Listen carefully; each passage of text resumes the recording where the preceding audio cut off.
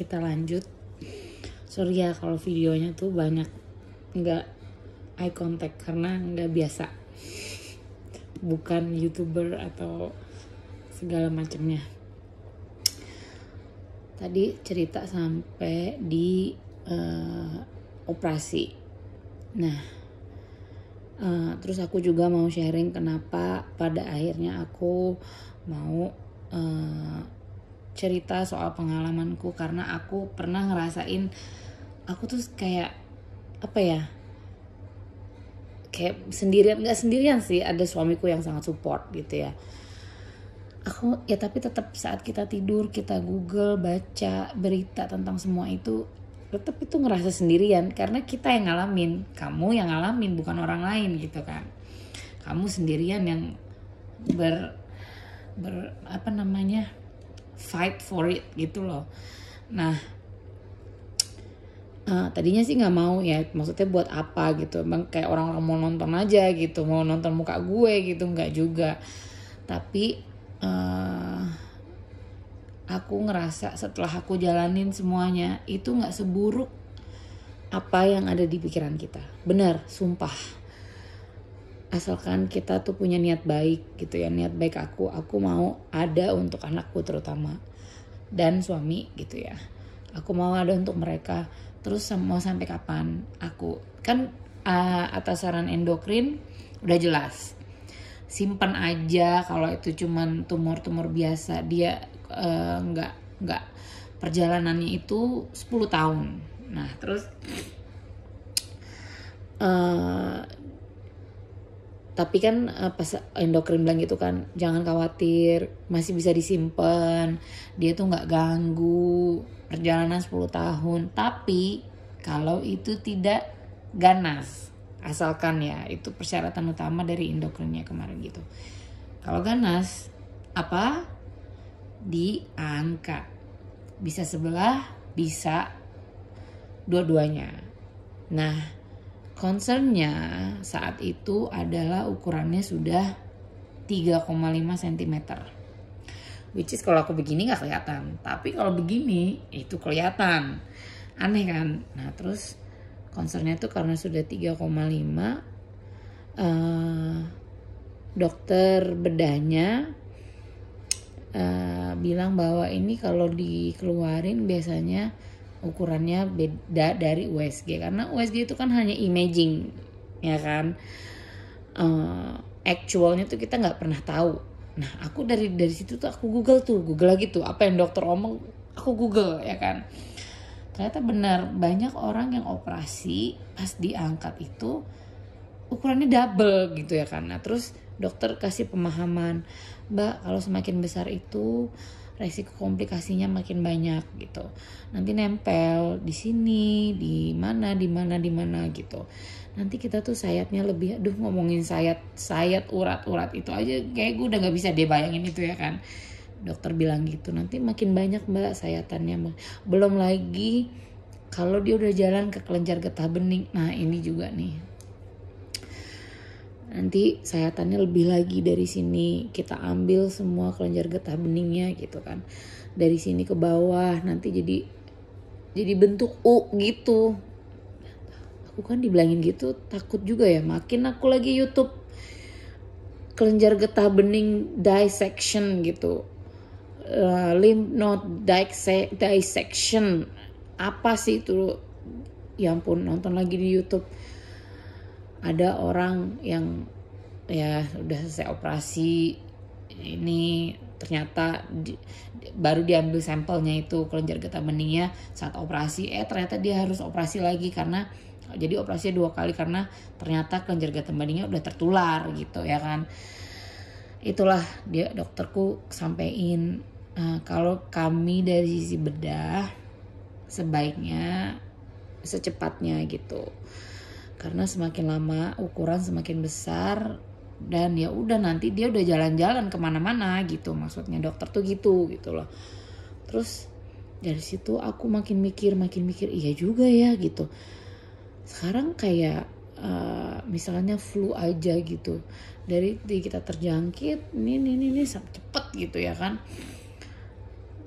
ini kanker loh, kita nggak tahu dalamnya tuh apa gitu loh, gimana berkembang biak kayak misalnya oke, sel membelah menjadi dua, jadi ini jadi ini jadi ini jadi ini kan kanker loh yang membelah diri lagi, dia beranak pinak di dalam situ gitu. Itu ya pokoknya semenjak dibilangin semakin lengket lah itu. Iparku juga bilang nanti lengket, aku nggak ngerti lengket tuh apa gitu ya kan. Akhirnya waktu itu penjelasan sama dokter tuh gitu, banyak itu meliputi banyak apa ya, jaringan di situ gitu kan, dan dekat ke vocal cord di situ. Nah udah aku balik lagi ke Sumbawa setelah dibilang Mbak sabar, ini harus diangkat gitu. Terus dok nggak bisa sebelah gitu. Terus kalau saya sih Mbak pribadi saya maunya dua-duanya, karena apa, nanti 2 kali kerja. Bukan saya maksudnya 2 kali kerja, Mbak yang sakitnya 2 kali gitu kan. Terus aku tanya dok, aku balik lagi ke endo nih, dok kata dokter Ira diangkat dua-duanya. Terus endonya udah bilang dokter Ira nggak salah gitu, karena udah positif kanker yang sebelah, kan kita nggak tahu yang sebelahnya udah kanker juga apa enggak. Itu bisa diambil sampelnya hanya saat operasi, jadi namanya frozen apa gitu. Jadi pas tengah-tengah operasi dia ambil sampel yang satunya lagi, dikirim ke tim patologi yang standby saat itu. Nah terus ya kalau itu diambil lah dua-duanya gitu, tapi udah diputusin intinya dua-duanya diambil. Kelenjar kemungkinan kalau terlihat saat dokter operasi itu dilihat dokter ada yang mencurigakan kelenjar getah beningnya di kanan kiri, itu pasti diambil deh, paling nggak satu line ini nih gitu, dia bilang gitu. Nah terus aku bilang dok gimana, aku takut gitu. Jangan takut mbak cuma bisa berusaha, semua tuh Tuhan Allah yang ngatur gitu kan. Terus justru kalau mbak nggak lakuin nanti konsekuensinya malah makin ini apa namanya parah gitu. Nah akhirnya endokrinku juga bilang gitu, dokter Ira nggak salah kalau mau ambil dua-duanya, ya sudah gitu, karena sudah terbukti itu positif kanker gitu. Akhirnya aku pulang ke Sumbawa, terus suamiku sedih, gimana perasaan kamu, dia gitu sambil nangis. Aku bilang nggak apa-apa gitu, aku nggak apa-apa, aku cuma sedih waktu aku mau baca hasil ke Jakarta tuh aku nangis karena aku harus tinggalin anakku gitu ya. Balik lagi semua tuh ucapan tuh doa. Jadi waktu pertama kali aku tinggal di Sumbawa itu aku baru lulus, ya maksudnya baru lulus kuliah gitu kan, lagi proses skripsi. Terus aku bilang sama suamiku, aku ngapain di sini gitu, ada apa di sini gitu, hutan nggak ada kerjaan gitu kan, terus cuma nungguin kamu kerja doang gitu di sini. Terus tapi aku nggak lihat sisi lainnya tuh bahwa I live without cost di situ. Rumah nggak bayar, ya kan? Kita nggak bayar listrik, air nggak bayar, AC nggak bayar, ya cuman bayar makan aja sih gitu loh. Dan satu lagi, Tuhan tuh memang berencana dengan sesuatu yang kita nggak duga-duga gitu ya.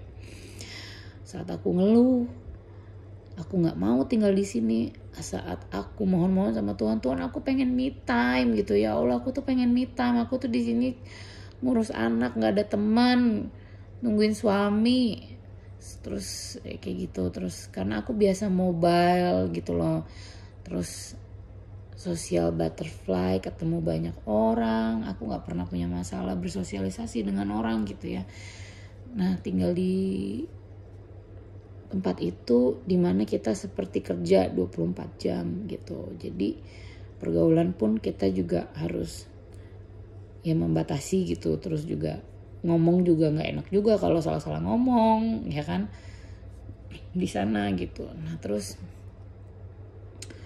aku keluhkan akan hal itu, aku nggak mau, aku nggak suka di sini. Tapi ternyata apa, ternyata asuransiku cover segala-galanya gitu ya. Maksudnya aku mengeluh tanpa bersyukur bahwa sebenarnya aku punya asuransi unlimited di sana. Bukan BPJS gitu ya, asuransi private dari tempat dimana suamiku bekerja gitu loh.